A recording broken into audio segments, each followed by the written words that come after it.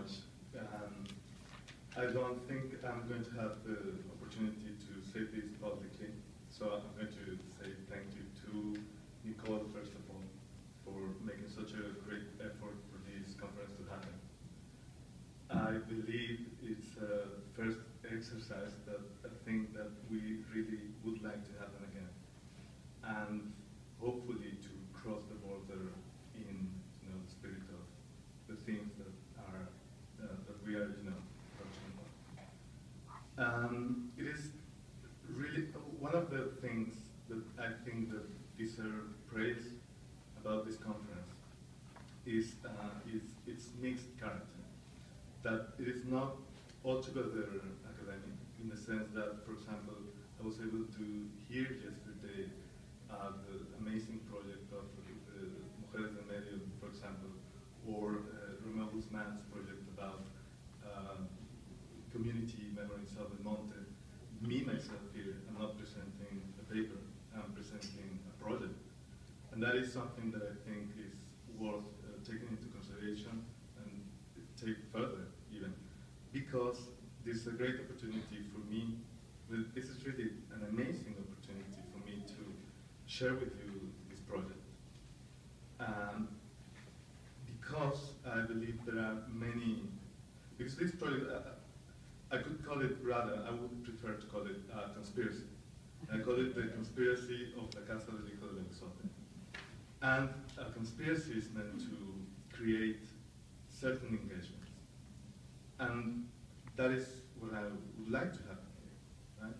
And I've already felt that possibility, in the air happening already. And I'm very delighted that some of the primordial and most important co-conspirators in this conspiracy of the Casa del Hijo del Ahuizote are here.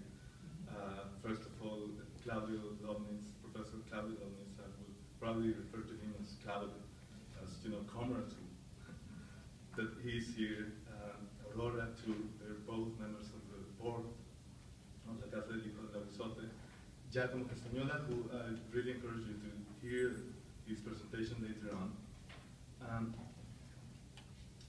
About some aspects of the project that that I'll come across later on. It's been amazing to listen to Christina's work with the papers. It indicates me, that there is something going on.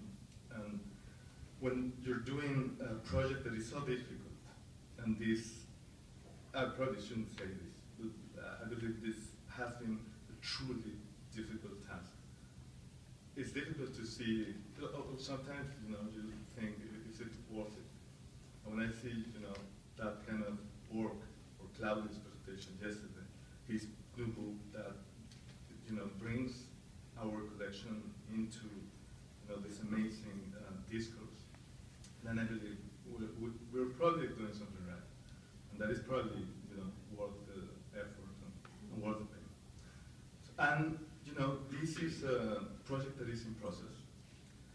And I hope that it keeps being in process ever. It means that it should keep developing and ramify and grow. So to explain this conspiracy, what it has in mind, and I would say that I wouldn't exclude the possibility that there are some subversive intentions in this conspiracy. I like the idea. We're meant to, produce some disorder in, recognizing or reappropriating ourselves of the term revoltosos, which is the way in which the Porfirian bureaucracy called the Maronistas in exile. So we meant some revolt. In thinking about, but it's mainly a poetic, I would say, conspiracy. So I would like to talk about a little about this paper that we produced, because I think that it will help me show or present to you a little of this poetic that I believe informs and gives shape to our project, and that I believe is kind of the logic of its growth and of its alliances. The designer of this newspaper tweeted yesterday, edited in LA, I was in LA the week before, designed in Mexico City, it is based in Mexico City, printed in Nuevo Laredo, distributed in Austin.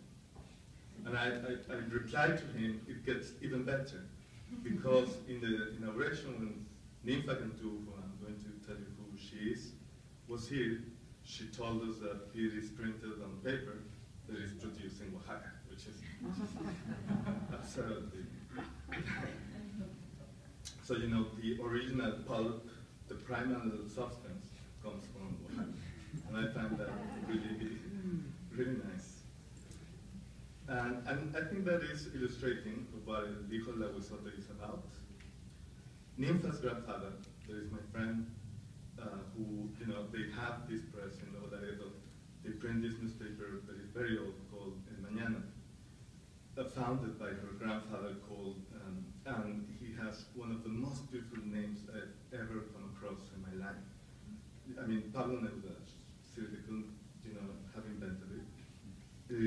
His name was Heriberto de Andar Amador, which is, you know, just a poem, let's say.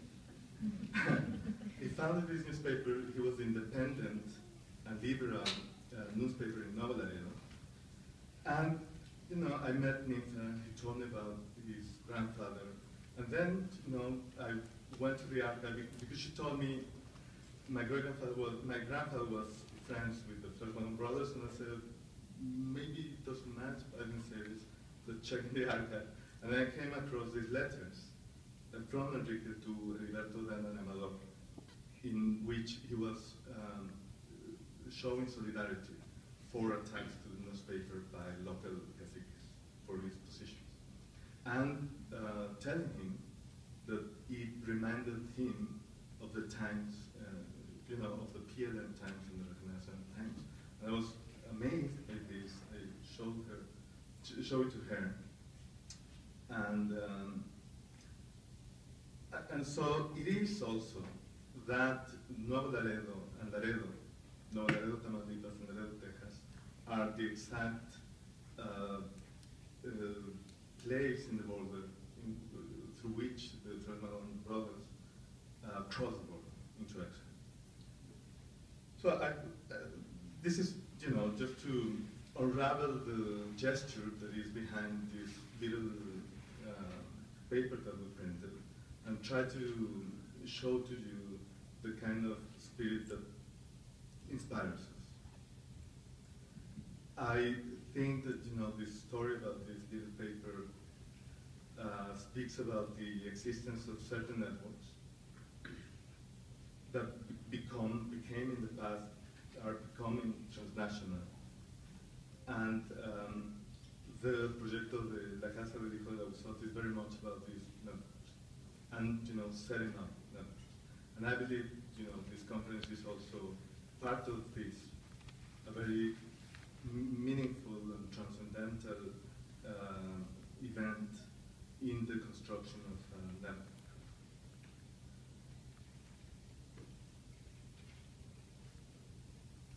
So,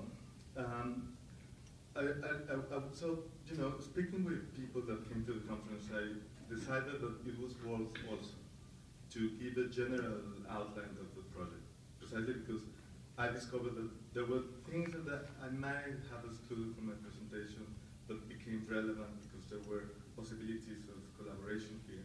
So I decided to make a presentation. The thing is that I don't usually read what I'm going to, you know, when I have to make a speech. And then I run enormous risks because this project, I can badly get lost in the many aspects of this project, you know, because it is about an archive, it is about that picture, it is about Mexico City, and a specific position in Mexico City that is very interesting and dense and conflicted. It is also about our, you know, these networks that I'm speaking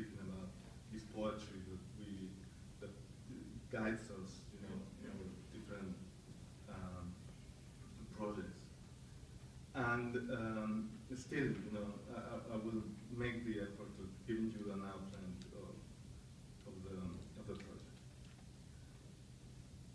So that picture is the beginning of it. Is the origin not only in that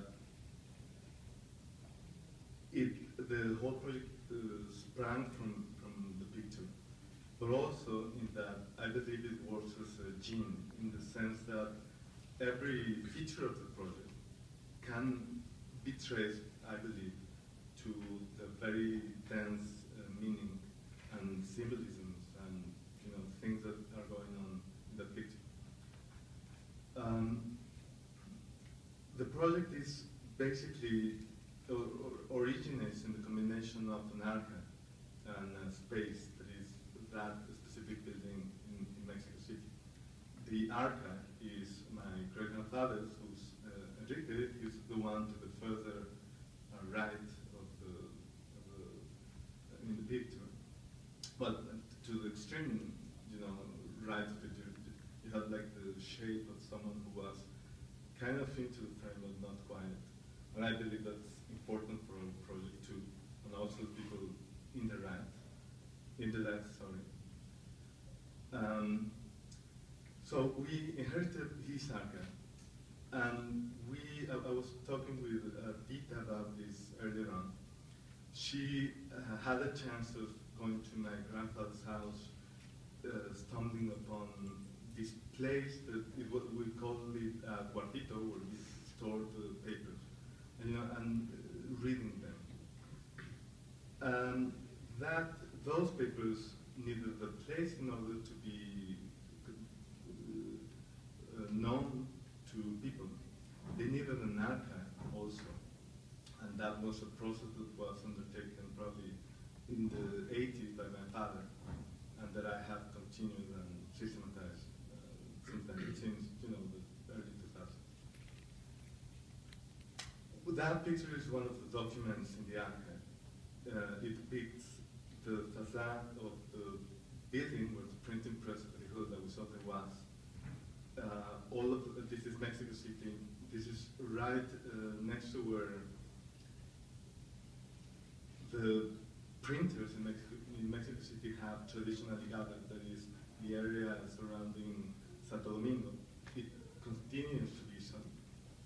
And, you know, one day we decided to go find a place. We had the address and we came across it. And then, you know, since we had taken the decision to salvage Enrique's papers, it came up, you know, we had the fantasy really of eventually using that space to store the archive, opening it to the public. That intention is preserved, I believe, still, but it has changed a lot. So I don't know if I can do this, right? Okay. There is an Ahuizote. There's a depiction that I really love. It's in the Museo de Antropología. And this is something that I wanted to say. I would really like this project to embrace completely the spirit of the Ahuizote. The Ahuizote was an imaginary beast that lived in obviously pre-Columbian, pre-Hispanic times in the lake, supposedly, of Tenochtitlan. And you have this sculpture that you can see in the Museo de Antropología. And one amazing feature of it that I really love in terms of its, you know, plastic composition is that only, you know, as a surprise, it turns out that underneath of it, it has a human hand. And that is because that is the way he used to trap people from the shore of the lake and, you know, spirit them away. The name was, as part of our process of digitalizing archives, and this is a parenthesis, I'll explain that later on. We recently came across a bunch of manuscripts from Daniel Cabrera was the founder and director of the newspaper. And then he tells the story of how he named the paper El Hijo del Ahuizote. And the reason is there was first an Ahuizote published by Vicente Palacio that these people, and I mean both the younger liberals, Flores Magón and their entourage in that picture, and the earlier generation, that is Daniel Cabrera, absolutely worshipped. And he had this paper called El Ahuizote. He would retire, the paper no longer existed, and he approached him and asked him for permission to call his own newspaper El Ahuizote. He said, no, call it El Hijo del Ahuizote. And I like that very much too, because there is so much of this establishing of a genealogy for, in the picture, in our, recovering of the place. Just go back to the picture for a second. This happened in 1903, is the day that the Constitution was celebrated in European times. The Constitution of 57, that was, of course, democratic, and assured freedom of speech. In this period, that was worthless. And so this is, a very obvious critique to dictatorship, appealing, to the Constitution. And at the center, they have this image of Benito Juarez, and to the left is Valentino Farias, and to the right is Hijo del Ahuizote. There is, they're paying homage and establishing a lineage with the tradition of 19th century Mexican liberalism. So this issue of padres e hijos, of El Ahuizote and Hijo del Ahuizote, I think is key, in our understanding of what we're doing and what we're dealing with here. El Ahuizote was an evil creature, and it is an amazing name for a newspaper, because it was a satirical newspaper that made political critique through humor. And that is precisely, like you would imagine this critic that fakes to be a dog and then has a hand and grabs you and takes you deep into the lake, And that element of surprise, that element of, sweetness, also, because humor has to be fast. If not, it's not fun. So that is again, the Ahuizote and this humanistic strategy for opposition and critique. I would like to think that in the different aspects of the Proyecto de la Casa del Hijo del Ahuizote, we are paying homage to that evil spirit of El Ahuizote that is doing something that turns out to be different, and surprise, a little, and disturbed too.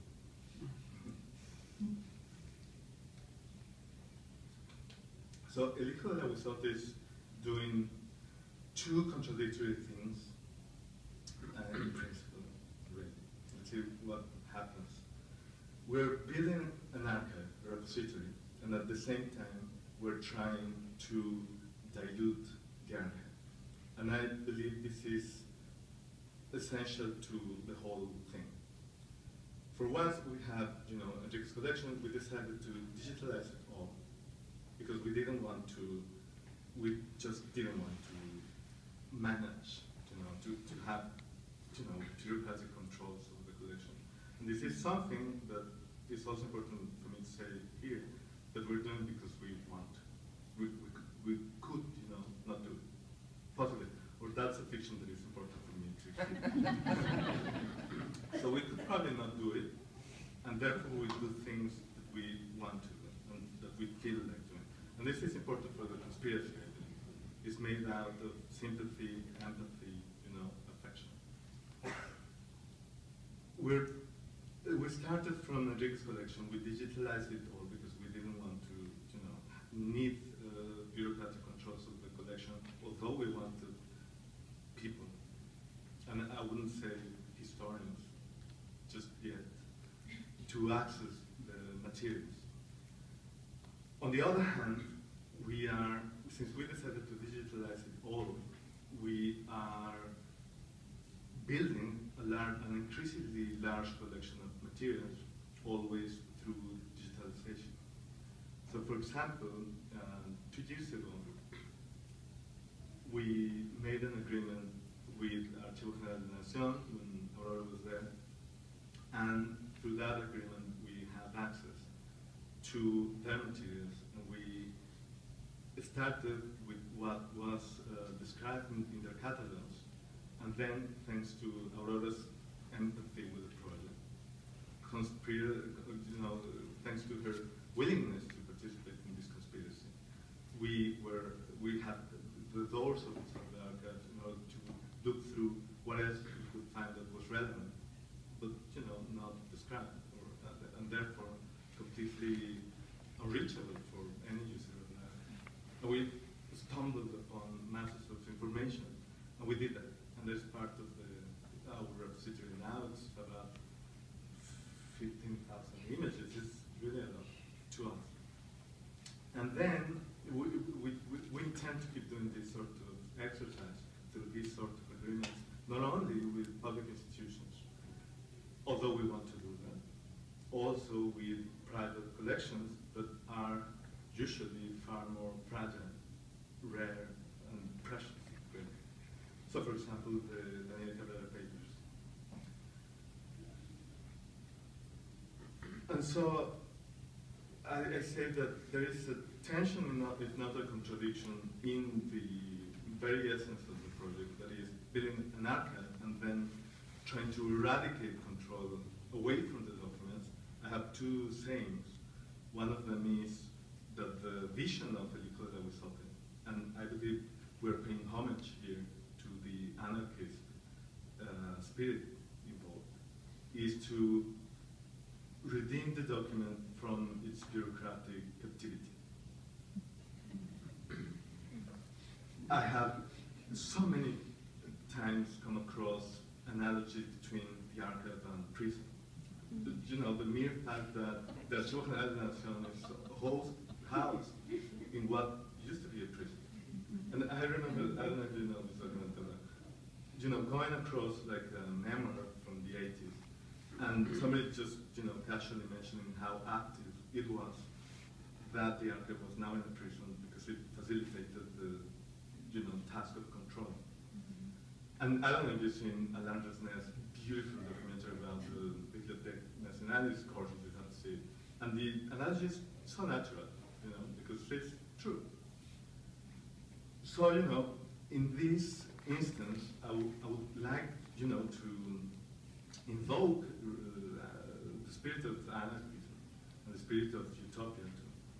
And to say my second thing, that is that ultimately La Casa del Hijo del Ahuizote would like to see the power of archive over memory extinguished. And that's probably logically or conceptually impossible, but there's something of that in utopia. So that's our vision, and that's the way we want to do things.